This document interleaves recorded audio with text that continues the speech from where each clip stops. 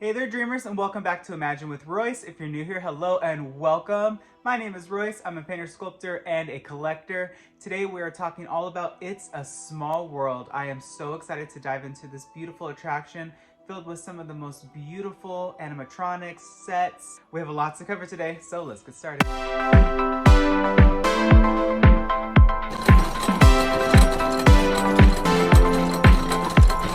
The fun part about working on It's a Small World, truly for me, wasn't necessarily working on the dolls, because I'll be honest, majority of the times it was either they have oil around their eyes from the blinking, and all we would do is get Q-tips and clean it with cleaning solution called Simple Green, and it just took away the oil really nicely. Or there was a rip and some of the maintenance people patched the silicone back together and we had to color it back in. But for the most part, these dolls are already set. The skin itself is a set color that the silicone actually is. So all we really do is add eyebrows and blush to them. There really isn't much from a painting standpoint. Of course, costuming makes the beautiful, immaculate, super detailed costumes for each and every doll.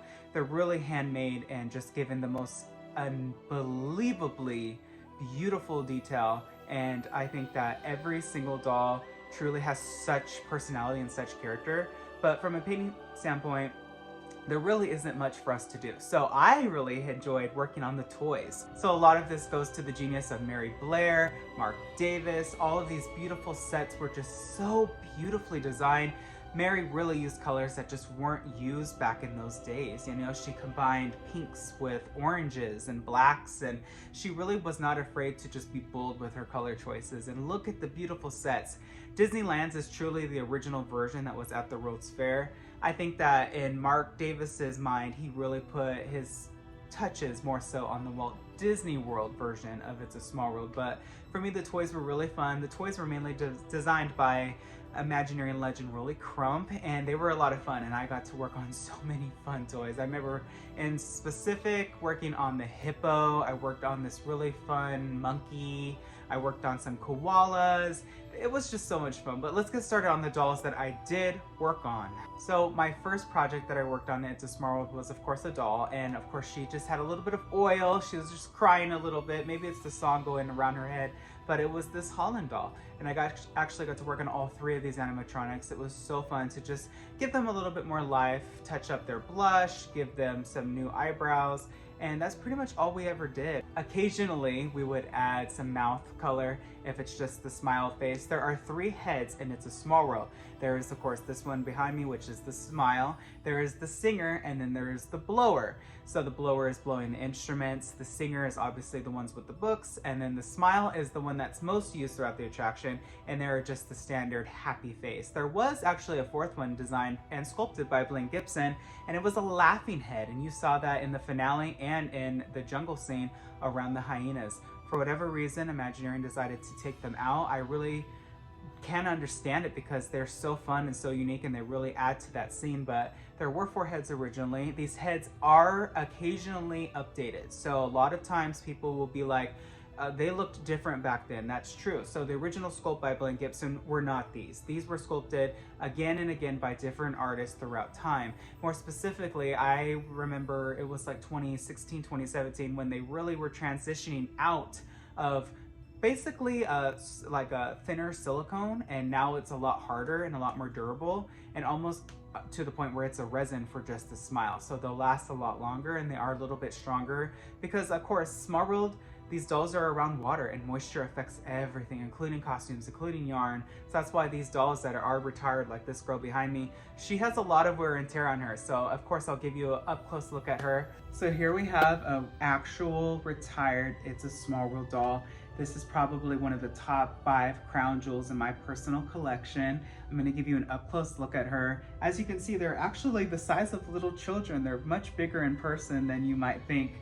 And she is in her original costume. She has her original hair. The only thing that is new is her hat, and I cannot wait for you to see her up close.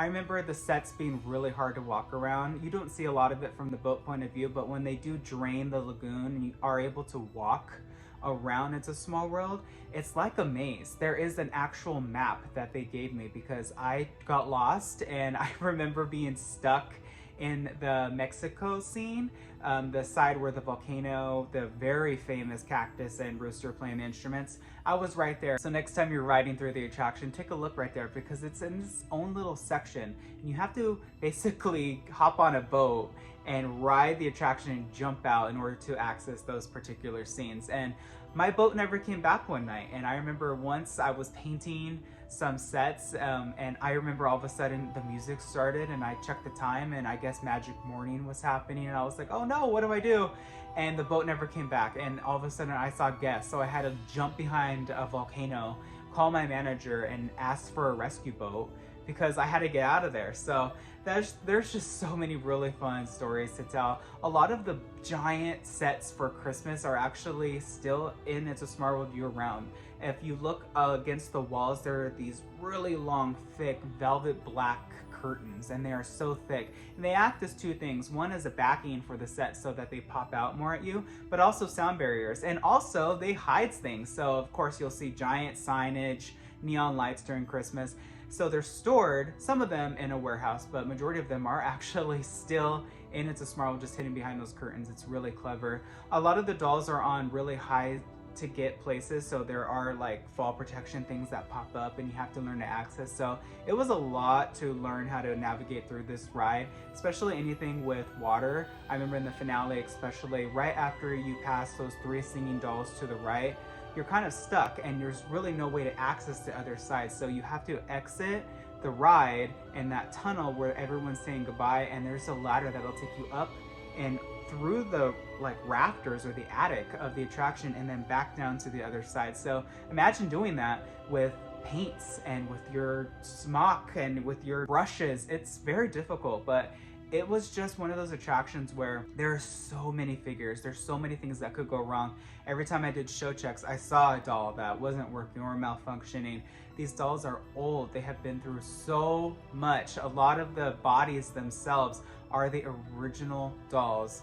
The maintenance team does a fantastic job, obviously, upkeeping these, and the costumes are changed out regularly. However, the skeleton, the core of these figures is still the same. And it's really pretty. If you've never seen a naked Small World doll, well, here you go. Basically, it's a skeleton metal frame, and then it has a little white body that basically forms the silhouette and main shape of the figure. And they're kind of cute. They're kind of like, they kind of have bellies and little butts. They're really adorable. And then they're of course costumed with the most beautiful dresses and all these different elaborate costumes from every point of view. And what's really cool about this is It's a Small World. During the opening in 1966, Walt invited children from all over the world, and he told them, bring water from your native lands. So they did. So I think there's actually footage of when it was opening, Walt, along with all those kids that they invited, dropped their water into the lagoon, truly making it a world sea mixture, right? And what's really fun is every time they drain it, they save a little bit of the water and put it back in. So even to this day, some of that water is still in the lagoon.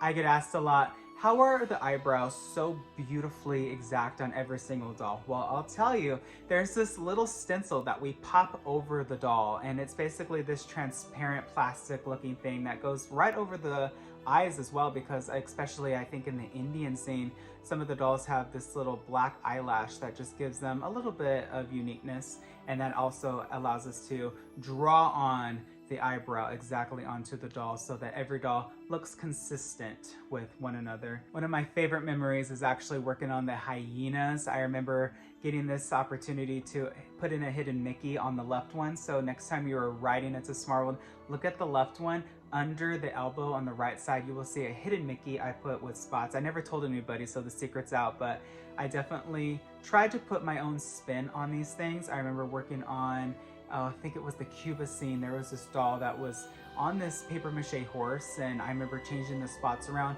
I always really honestly stayed true to the original intent and the original design of every figure that I got, but I try to put my own spin on it just to freshen it up. I remember even putting a hidden Mickey on a spot stain on a pirate in Pirates of the Caribbean. I really just try to have fun because it's really boring just making things exactly the way they are. So, and even if you're truly trying to make things exact, every artist will have their marks somehow, some way, because everyone paints differently, everyone sees color differently, and I definitely had really fun with these hyenas. Next is going to be, I don't even think they're there anymore unless it's Christmas time. There's some sort of like hedgehog or groundhog. They pop up and down. Those were really fun to do. And what I really love about all of these beautiful toys is they all look like they're made of paper mache, and they originally were. So they would be created out of paper mache, and then they would be casted over with silicone, and then they would pop out the paper mache mold, and then they would cast it in resin, so it has all of those organic markings that make it truly look like a toy. When I was there, I remember the toy soldiers in the beginning scene, they were still styrofoam. They were still that paper mache, and they were casting them, and then they were just throwing away the parts. It was so sad to see, but evidently they were hot for asbestos, so of course I didn't touch them. But just to think, okay, I was there in 2015, that they lasted that long in the ride, it was truly unbelievable. What sparked my favorite dolls truly was when I remember getting the assignment to work on the guitar player. I think he's Cuban. He might be something else, but here he is. He was so much fun to do. I remember putting blush on him, putting on his little bandana, painting his white hat. Yes, I did paint all of these white hats with Man Brothers acrylic white, titanium white. And I was able to install him and see him up there. So of course I had to recreate all of them.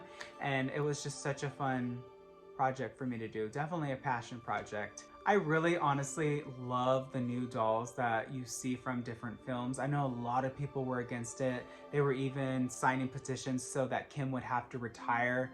But I really think that if you see characters that you know in an attraction, I mean, IP is what it's all about these days, right? So I think that Kim was truly ahead of her time when she was putting those in, because now I can't imagine It's a Small World without them. It's such a treat every time you get to see Alice in England, or you see Cinderella with little toys of Jack and Gus. They're just so beautifully designed, and I know that they really spent a lot of time recreating these looks to make it look like Mary Blair's original style, and that is a very hard design to replicate. It's very childlike, but it's extremely sophisticated. It could go wrong like that. So I really think that they did such a amazing job, and I really do hope that in the future they add more dolls. I remember being in Disneyland Paris and riding into Small World, and even in Florida, and I remember seeing Rapunzel, I remember seeing Merida, I remember seeing Hercules. I'm like, this is amazing, and there's so many kind of dull dead spaces in the original version that I got to work on that I think, why not add more? And by the way, the most beautiful Small World, even though I love Disneyland's, has to be Disneyland Paris. Every doll just looks brand new. A lot of times we'll reuse an arm or a head or use them as spares, but every single doll in that ride just looks immaculate, brand new. The sets are just beautiful, so alive, so bright, so colorful. Truly just made you feel like a child, right? And that's what It's a Small World supposed to do. It's supposed to remind you that we all are one, and at the end of the day, we all were kids, and we all had this idea of just innocence and unity and love. You could become friends with somebody in a second. You want to play? Fine. And there's something that's just very simplistic about It's a Small World. It's beautiful. I think that Walt really had such amazing talents when he asked Alice to work on the costumes. I remember hearing him say, "Alice, design costumes that every woman would want from a porcelain doll." And look at them. They're just absolutely stunning. All of the immense research that she did on every single nationality and land and culture. So many National Geographic books that she went through to really accurately depict what colors that they wore, or what hats, or how they did their hair. And it was just beautifully implemented into these dolls. And I think that that is why It's a Small World, along with the facade, right? I mean, the facade for me was one of the most beautiful facades. I remember as a kid recreating it so many times out of cardboard. I remember cutting out every little shape and painting it and gluing it. And that's truly when I found out maybe I do want to be an Imagineer, because this is something that I enjoy so much. And I remember being in the model shop and it kind of just came full circle, like, wow, I made it. So definitely It's a Small World is just one of the most amazing attractions I got to work on. Definitely one of my top threes. Tell me what you think. Do you love it? Do you hate it? Buddy, well, that's all the time I have for today's episode. If you like this content, please let me know. Hit subscribe, ring that bell icon, that way you're notified whenever I upload a new video. I wish you all a wonderful day. Be nice to one another. And always remember, dreamers, not only to follow your dreams, but to chase them. Later.